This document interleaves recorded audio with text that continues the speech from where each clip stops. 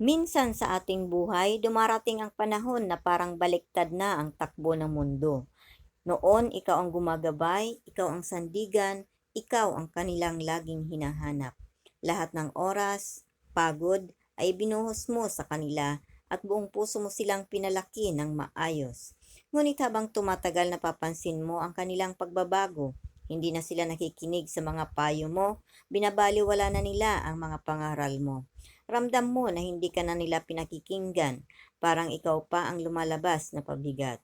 Nakakalungkot isipin, paano umabot sa ganito? Gusto mong ipaalala sa kanila ang hirap at sakripisyo mo.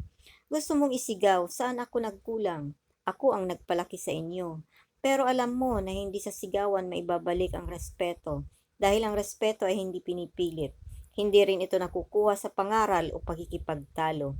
Kaya kung nawawala na ang respeto ng mga anak mo, may mga paraan na tahimik at epektibo upang mapanumbalik ang respeto ng mga anak mo. Hindi sa pamimilit, kundi sa pamamagitan ng dignidad, hangganan at paninindigan. Ang unang paraan, magkaroon ng pagpapahalaga sa sarili at buhay na hindi umiikot sa kanila. Bilang magulang, normal lang sa buhay mo na sila ang inuuna. Pero habang tumatanda ka, kailangan mo ring alagaan ang sarili mong pagkatao. Dahil kung ang tanging mundo mo ay sila, darating ang araw na mararamdaman mong wala ka ng halaga sa kanila. Hindi mo sila pwedeng pilitin na mahalin ka sa paraan na gusto mo, pero kaya mong mahalin ang sarili mo sa paraang kailangan mo. Ang pinakamakapangyarihang paraan upang muling makuha at maibalik ang respeto ng anak mo ay ipakita sa kanila na masaya ka kahit hindi sila ang sentro ng mundo mo. Matuto kang makipagkaibigan muli, matutong maglakbay, at higit sa lahat, matutong mabuhay para sa sarili mo. Ipakita mo sa kanila na isa kang buo at masayahing tao at hindi isang taong naghihintay lang sa sulok at namamalimos para sa atensyon ng anak. Kapag ipinakita mong may sarili kang buhay, kasiyahan at layunin, doon nila makikita ang tunay mong halaga, hindi bilang tagapag-alaga o taong laging andyan at handang magbigay, kundi bilang isang taong may dignidad at direksyon sa buhay. Ang respeto ay hindi binibigay sa taong umaasa lang. Ito ay binibigay sa taong may sariling mundo. Kapag nakita ng mga anak mo na ikaw ay hindi lang basta si nanay o si tatay, kundi isang taong masaya, buo at may paninindigan, mababago ang pagtingin nila sa iyo at muling mararamdaman mo ang respeto nila, hindi dahil kailangan mo o hinihingi mo, kundi dahil hinahangaan kanila. Ikalawang paraan, tigilan ang pagbibigay na walang pasasalamat. Bilang magulang, natural lang sa atin na mabigay, ibuhos ang lahat para lang mapasaya ang anak. Ngunit may hangganan ng pagbibigay dahil kung patuloy kang mabibigay kahit naramdam mo nang hindi ka na pinahalagahan, hindi ito pagmamahal, isa na itong paglilimos o kawalan ng respeto. Kapag patuloy kang nagbibigay sa taong hindi marunong magpasalamat, hindi mo sila tinuturuan magmahal, kundi tinuturuan mo silang maging entitled. At sa madalas na pagkakataon na ito'y hinahayaan mong gamitin ka, tinatanggal mo ang sarili mong halaga. Hindi masama ang tumulong, pero kung wala itong pagpapahalaga o pasasalamat, oras na para tumigil. Dahil ang kabaitan na walang hangganan ay maaring mauwi sa pagiging invisible. At kapag natutunan mong ipaglaban ang sarili mong oras, lakas at kabutihan, doon ka ulit nila makikita at respeto. Kaya mula ngayon bago ka tumulong o magbigay, tanungin mo muna ang sarili mo. Ginagawa ko ba ito dahil gusto ko o ayaw ko lang mawala ang connection namin? Dahil kung ang tulong mo ay binabaliwala lang, ay mas makabubuti ang pagtanggi kaysa pagbibigay. Pangatlong paraan, magtakda ng hangganan o boundaries. Maraming magulang ang nagiging tahimik na lang kapag bastos ang anak. Pinapalampas ang pamamaliit, pagsigaw at pangungutya kasi ayaw mo ng gulo. Ngunit tandaan mo ito, ang anumang ugaling pinapayagan na uulit at naging normal na sa kanila na gawin ito. Hindi ibig sabihin na masama silang anak, dahil kahit sila ay may hangganan din ang pangunawa. Pero kung wala kang itinatayong hangganan para ipakita sa kanila kung ano ang tama at mali, sila mismo ay maliligaw sa pakikitungo at pagtrato sa iyo. Ang respeto ay nililinaw. Kapag itinuro mong okay lang na bastusin ka, gagawin nila yon. Pero kapag itinuro mong hanggang dito ka lang, ay matututo rin silang lumugar.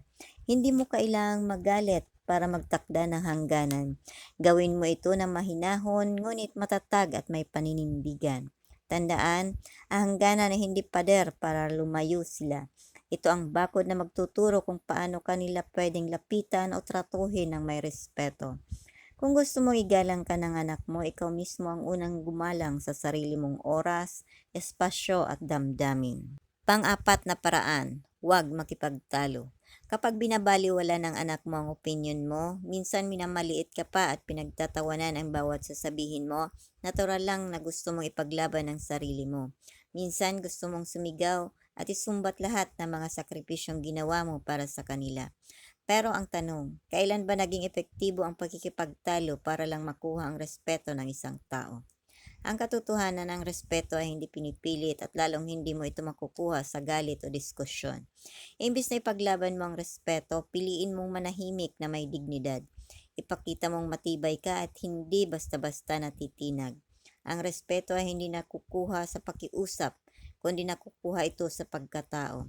Sa susunod na makaramdam ka ng pangmamaliit at pagbabaliwala, sa halip na magalit o sumigaw, ipakita mo na kailanman ay hindi ka naging pabigat, magsalita na may kumpiyansa at tumindig na may dignidad.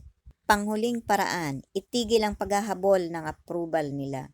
Isang malaking pagkakamali ang ginagawa ng isang magulang, ang pagkasasawalang kibo na lang kahit na ang desisyon ng anak ay labag sa kanilang kalooban upang mapanatili ang tahimik, masaya at buo ang kanilang pamilya at upang maiwasan din ang pagkakaroon ng pagtatalo kaya susundin na lang ang gusto ng anak. Hanggang sa dumating ang panahon na nawawalan ka na ng sariling boses sa loob ng iyong sariling tahanan. Ang respeto ay hindi nakukuha sa katahimikan o pagsasawalang kibo. Nakukuha ito sa pagpapahalaga sa sarili at paninindigan. Kung gusto mong ibalik ang respeto ng mga anak mo, hindi mo kailangan magalit. Sa halip, kailangan mo itigil ang ugali na palaging ikaw ang nag-a-adjust at nagsasakripisyo kahit na wala nang natitira para sa sarili mo. Subukan mo igalang ang sarili mo. Sabihin mo sa kanila, hindi ako pwede ngayon o iba ang opinion ko. Hindi ko ikakansela ang plano ko para lang sa inyo. Kahit na magtampo pa sila sa'yo, magtaka o sumimangot pa.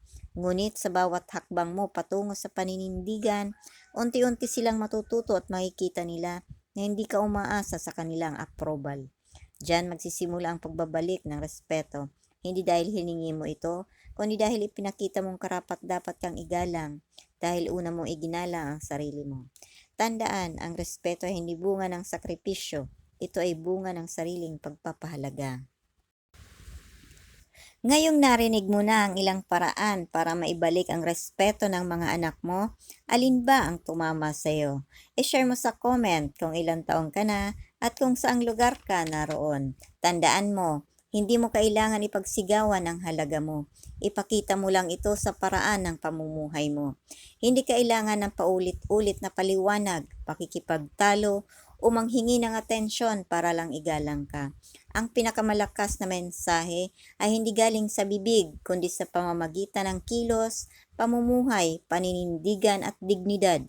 Kapag ikaw ay nawawala ng pag-asa, nalulungkot dahil sa kawalang respeto na pinapakita sa iyo ng anak mo, huwag kang panghinaan ng loob o malungkot. Dahil sa pamamagitan ng mga simpleng paraan na ito, ay unti-unti mo ulit mabubuo ang tiwala, paggalang, at ang pagmamahal na matagal nang nararapat. Salamat sa panunood. Sana ay magtagumpay ka.